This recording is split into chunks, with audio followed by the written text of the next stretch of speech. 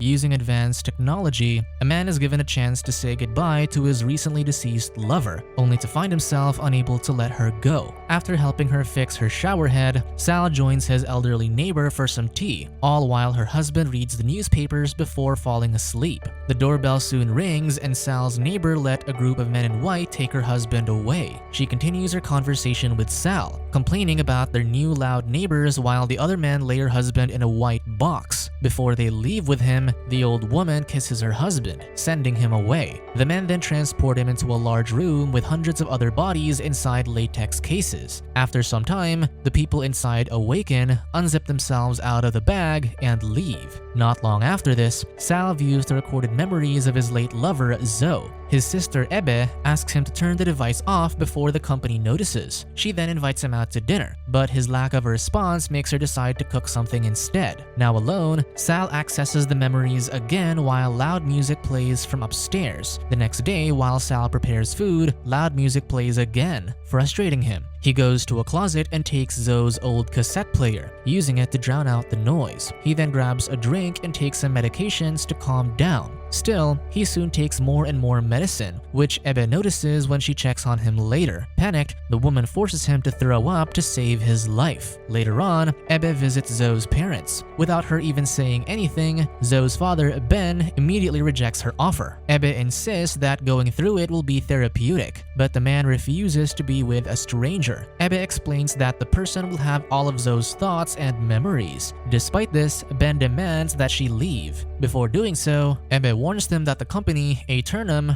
will delete Zoe's memories in a week. She then leaves a card to give the grieving parents access to their daughter's memories to help them decide whether Zoe is in them or the urn. Meanwhile, Sal waits for the train in a subway when he spots a woman standing nearby. He moves behind her, imagining that she's Zoe before they separate as the train arrives. In Aeternum, Ebe, who works there, explains to a recent widow that the duration and number of sessions depend on the host's compatibility with the memories. After the client leaves, Zoe's mother, Clara, steps in. The next day, two men from Aeternum visit Sal's home to prepare for the upcoming host of Zoe's memories. Sal wonders if he has to arrange things back to how Zoe would have remembered them, but the men explain that the host will be given a modified memory that they were rescued and woke up in a hospital to allow her memories to transition. Sal is later prepped for the simulation, with a nurse explaining that Zoe's consciousness must not realize that she's deceased. With Sal ready, they bring an unconscious Ava on a stretcher inside the ambulance. They proceed with acting as if Zoe, whose memory is in Ava, is being sent to the hospital after the car accident that took her life. As Ava wakes up, she answers the nurse's questions, confirming to Sal that she has Zoe's memories. Sal holds his shock while Ava comforts him, thinking that he's just worried. The nurse then sedates her again to continue the next phase in a hospital. With that, Sal storms off. Ebe chases after him, but Sal can't go through with it. His sister assures him that there are people who can help him manage, but he argues that Ava looks nothing like Zoe, so he tells her not to bring the woman to his home before walking away. Later, Sal tries to sleep, but the loud music above prevents him. He knocks on the neighbor's door and the mother, Juliet, answers. She excuses that her daughter, Flo, is playing music, and soon her husband Carl invites Sal inside to get to know him. While Carl fetches drinks in the kitchen, Sal hears Juliet and Flo arguing. Soon, he hears the sound of breaking glass and finds liquid spilling from the kitchen, leading to Sal finding Carl unconscious. He then checks the daughter's room to find Flo also unconscious while Juliet struggles to turn the music off. Sal helps her, allowing Juliet to explain that the two perished in a fire due to Flo smoking. Sal first empathizes but expresses his surprise at how the two were able to live together. Juliet explains that Aeternum can do synchronization, causing two hosts to see each other as the person they were meant to be. Sal asks Juliet how she could do this, and the woman explains that the body is just a body, the rest is still them. The next day, Sal speaks to Dr. Doyle about wanting to see Zoe as she is. The doctor explains it's not possible and points at a picture on the wall, asking what Sal sees. He sees a duck, but Doyle sees a rabbit. He then explains that when Sal knew it could also be a rabbit, his mind now sees one. This is how he can experience with a host, the person being both themselves and the person they're assuming. Doyle concludes that the brain can only ever see one of the two,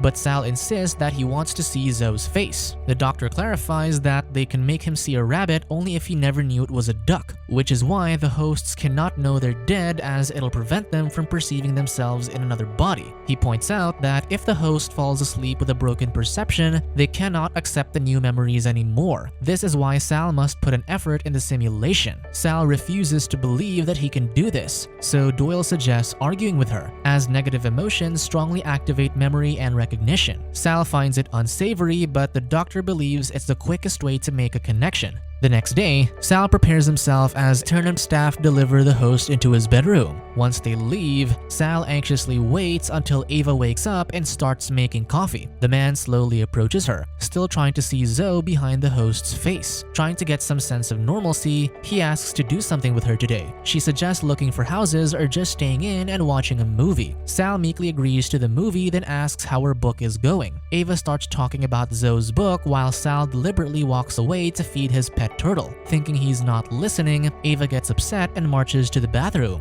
He opens the door despite her using the toilet and explains that he was listening to her, asking why she was suddenly upset. The woman mutters that he doesn't care and walks back to her room. He follows her, asking if she really wanted to see the house they considered, but she snaps that she doesn't care about that nor the vacation he planned to pretend that nothing's wrong with their relationship. He argues that they decided this together, but she retorts that he decided for her. With this, he asks to talk about the issue now, but Ava claims that she's tired of discussing it repeatedly, admonishing his ignorance. She then attempts to leave, but Sal, finally seeing her as Zoe, reaches for her and tenderly apologizes. This brightens up her mood, leading to them giggling and tackling each other on the floor. Soon, Aeternum takes the host away. That night, Sal admits to his sister that things went well, thanking her for looking after him. They reminisce when he used to look after her when they were teenagers and kept her from getting any action. This has Sal laughing, so Ebbe takes a photo of him. As they snuggle, she tells him to make the most out of these moments to prepare him to say goodbye. The next day, Sal and Zoe order takeout and watch a movie together. As they do, he appreciates her, and soon, they turn the movie off for something more interesting.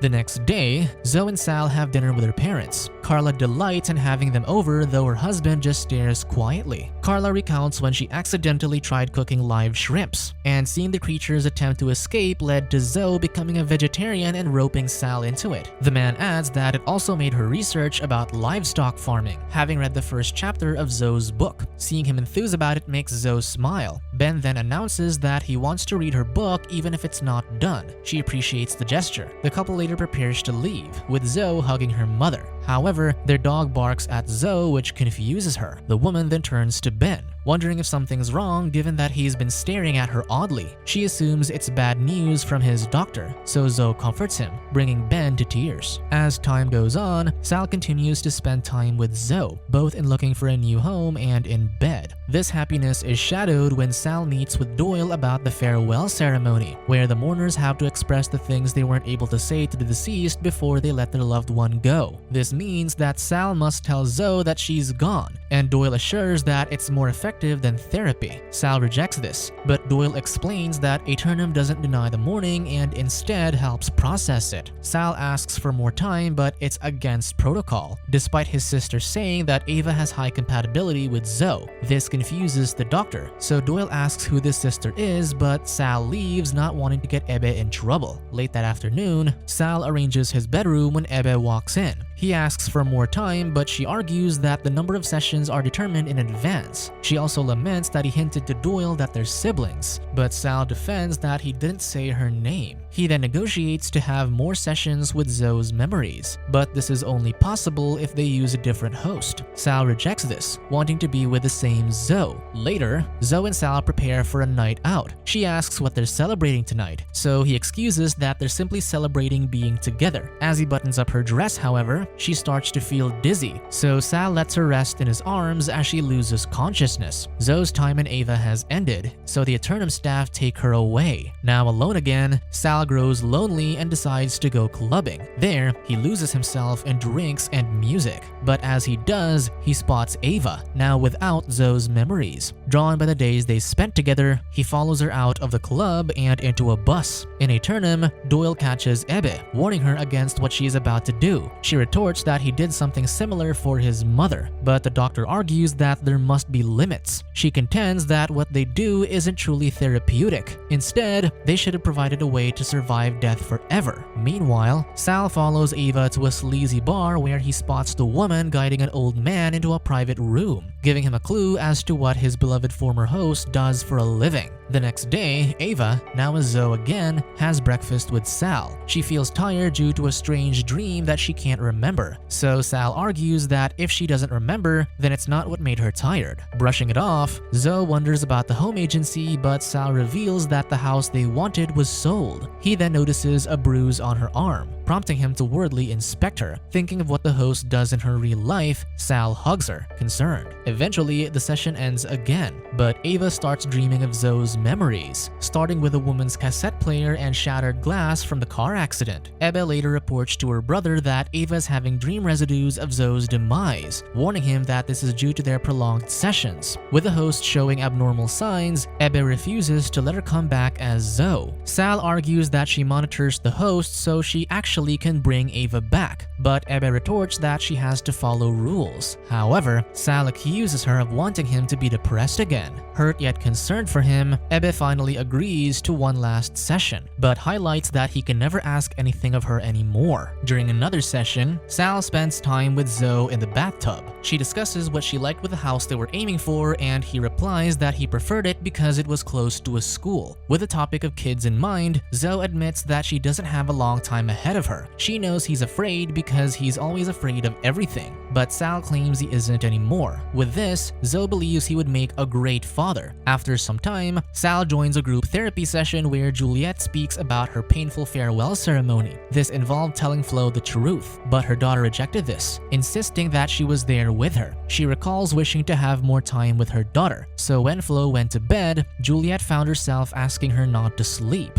Doyle, who's leading the session, asks the members to choose an object that represents their departed loved ones and see if they can do without it. That night, Sal holds Zoe's cassette player whilst looking out from the balcony, wondering if he can actually let it go. Ultimately, he visits Ava's workplace and buys a private dance with a woman. He then goes to the assigned room and anxiously waits. Soon, Ava emerges, giving him a show he'd never forget. In tears, he hugs her, missing her despite her not being Zoe anymore. After the dance, he waits until Ava goes out for a smoke. He hesitates to speak to her until the woman asks if he cried because he didn't like the dance. Sal comments that his wife left him, so she casually invites him to her place. There, she offers herself to him, only to stop when he looks uneasy. He asks how much it would cost to just be around her, but she rejects this, telling him to leave. As Sal heads out, he sees Aeternum's folded letter on the counter. The next morning, Ava finds Sal at her workplace again, so she tells him to find a friend, not a night worker. However, he points out Aeternum's folded letter from her home, saying it's for clients, not hosts. He offers to help her since his sister works for them,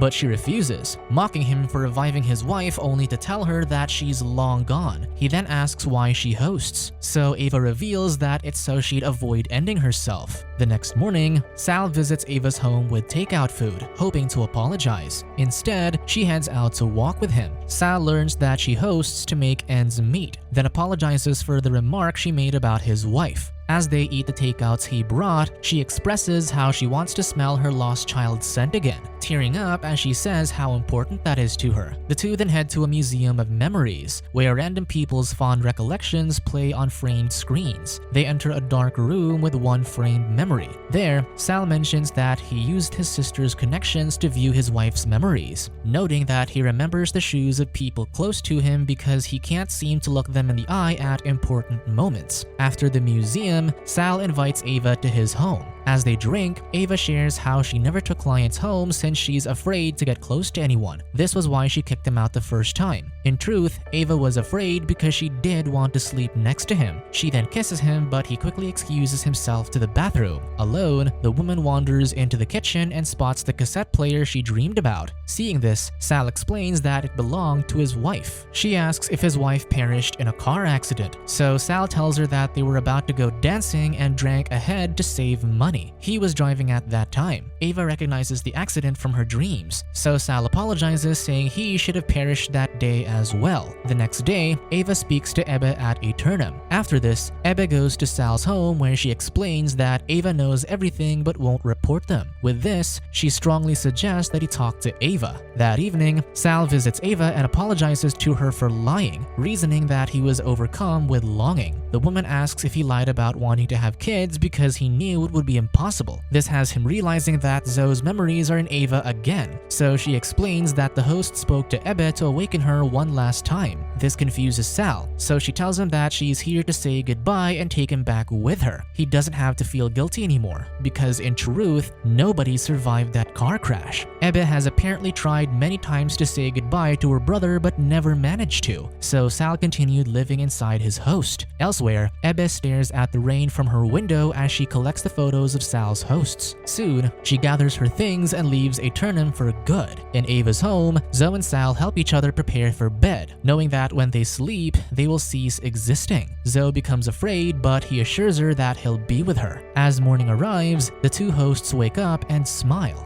Subscribe to watch more videos like this, turn on notifications and leave a like to help the channel out. Thank you for watching.